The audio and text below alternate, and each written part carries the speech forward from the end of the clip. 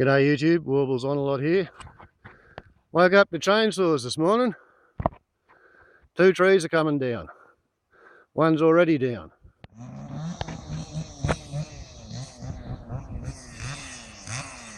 This is my neighbour.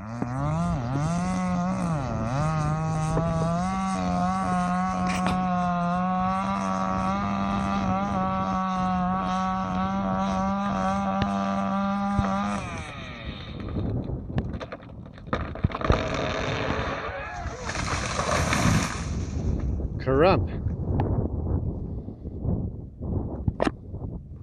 Well, that was an interesting surprise in the morning, and normally you'd expect somebody like me to be a little bit bloody good. Normally you'd expect someone like me to be really pissed off with that. However, there's an explanation, and the explanation is, what with the rainfall dropping and the global warming and the drought and all the rest of it, we've run out of water. Or so my neighbour has, and I've had to have water trucked in. So anyway, he's going to drill a bore here, and there's going to be a water tank, and there's going to be a solar powered water pump, and those 2 trees were going to be shading the solar panels on the water pump for the water tank to be fed by the bore. So anyway, the story is that the drilling crew should be here sometime in an hour or so, so I might go and put this video, and then in the fullness of the time there will become a 10,000 gallon water tank up there on top of the hill to be fed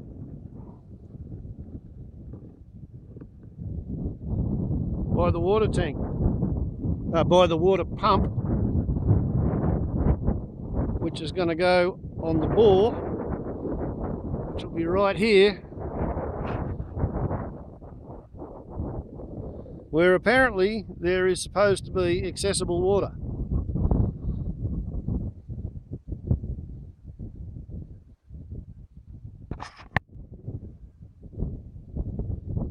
And of course the pump has to be on the bore, and the solar panels have to be as close to the pump as possible to avoid line drop.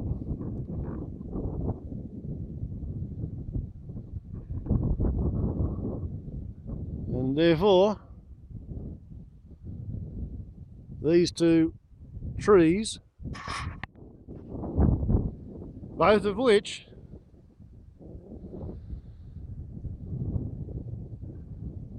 are old, dead, hollow inside, so you can't use them for saw logs, but yeah, they were pretty good shade trees, and that was exactly what's proving their downfall. So old mate reckons he's been worried about felling these trees for a couple of weeks because they were so close to each other that they were leaning out away from each other. So each one was standing at an angle. So he was worried about what they call a barber's chair tree falling accident, where the trunk splits and tries to nail him just as he makes the final cut. Or so he said to me when he was giving me permission to video the proceedings. Reptilian flyover.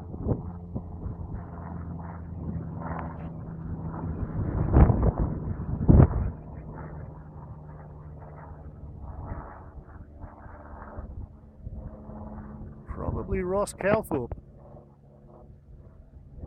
judging by the altitude, the heading and the power setting. He's reducing power to lose altitude already. So anyway, that's what's come of the chainsaws in the morning.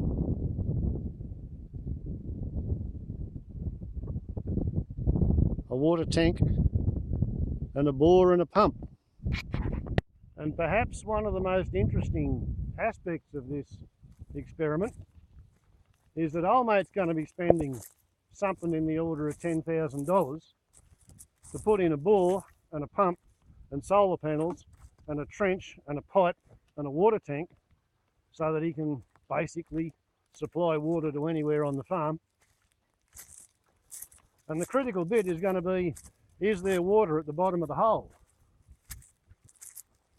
And he said he's pretty sure there is water there. And I asked him how he's sure. And he said he got a bloke who knows what he's talking about to come and tell him that that's where the water is. Pick the spot precisely. And I said, well, did he do something scientific, or did he walk around with a couple of wands in his hands and divine where the water is? And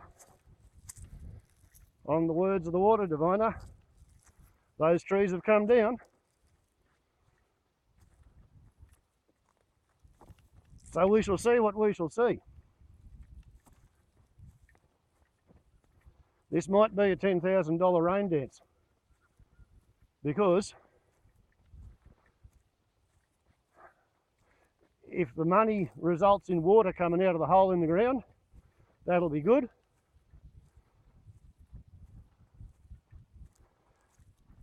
If the money gets spent digging the hole and there's no water in the ground and then it rains, that'll be okay. But I think about here is where the water tank's going to go. So we'll see what happens. Ideally, both things will occur. He'll drill his hole, he'll get his water tank and his pump and his solar panels all established. And then, just as the tank's full, that's when it's going to rain. But I don't know. And I think he's very brave. Spending that much money on the word of a water diviner. So I'm going to put this thing on charge, and hopefully we've still got a video when the drilling crew comes here. And as it were foretold within the prophecy, there was movement at the station, for the word had got around that the place had run out of water and the trees have been dropped. So now the bore will be drilled. It's currently 1:45, which is about an hour and a half after I hit the pause button and put the phone on to charge. So one thing that has occurred to me is that, yeah, there probably is water down there. I mean, you can see the greeniness of the ground just by looking at it from here. But the water that's down there is coming from the same, I like to think of it as a crack in the rock, as the one which that living tree over there has got its roots dipped into, but this dead tree here has not. Those viewers who are familiar with my channel will be well aware that I've been making videos about these trees at the end of winter having turned brown and dropped all their leaves because their roots were too shallow into the rock dome to be able to still have water. And that seems to occur on a tree by tree basis, depending on how deep the crack in the rock is underneath the tree. The thing is, as the neighbour and I agreed on, the scientists have got it right when they say that over the past 15 years, this part of New England, we've suffered a 15% drop off in our rainfall, as an expected what you can think you're going to get. And because of that, more of the rain that does fall soaks in because the ground's mostly dry most of the time, and therefore what's happening is our runoff has dropped by 40%. And thus, and because all of the dams everywhere and most of the rivers and creeks and gullies are all drier than anybody's ever seen them in our lifetimes. Thus, and because old mate is just going to have to drill himself a bore down there, more or less where this thing's backing up to a position where the water diviner says it's worth drilling a hole. Following which, if I just pan along here, somewhere I would suspect over there, that's where the bulldozer will put in a pad for a water tank, and the aforesaid water tank will be about 30-35 metres above the level of the Burilda Farmhouse. So let's call that 100 feet.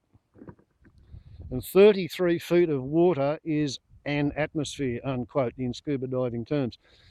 So they're going to have 3 atmospheres, or, you know, that's the equivalent of 45 pounds per square inch water pressure at the house from a tank up here, fed by a bore and a solar powered water pump. It's a fairly exciting little project actually. And with that sort of water pressure, he can run a 25mm fire hose at the house. And he's going to put in, I think I don't know whether it was a 10,000 litre or 10,000 gallon tank.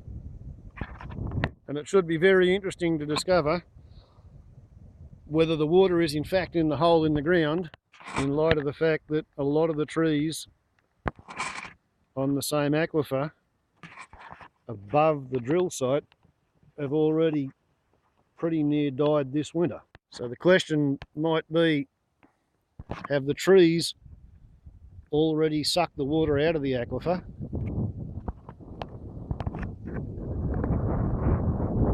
Or when the well goes in, will it drain the aquifer and make life worse for the trees? I don't know. It's going to be one of those time will tell style of questions. And in the same way that I'm the sort of person who enjoys trying to understand what the king parrot is attempting to tell me about a grey kangaroo that's been shot in the foot, I really like the idea that there's somebody who actually makes a living by going around with 2 wands, one in each hand, and water divining for the local farmers to tell them where to drill their bores in order to keep the sheep from dying of thirst during the drought caused by global warming. It's got to be the most innovative, can we say, redneck solution to global warming, or redneck response to global warming? Because, you know, like, I'm a greenie, old mate's a redneck, you know. It's not a term of insult, it's a term of kind of acknowledgement and endearment, I like to think of it.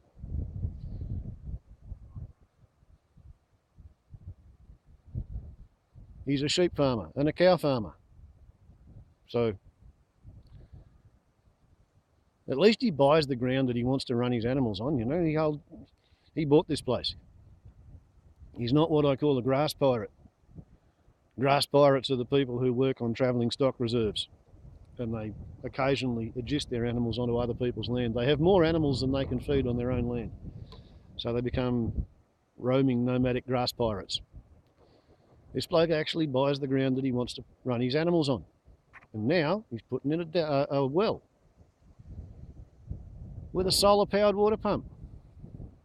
I think it's great. Wonderful to see. Not what I would do, but wonderful to see. When he saw me setting up the camera to video the chainsaw noises after the first tree was dropped, I think he was a bit worried that I was going to get all huffy and puffy and agitated greenish on him. But as I said, they're not on a slope over 30 degrees, so there's no restriction against cutting them down for agricultural purposes.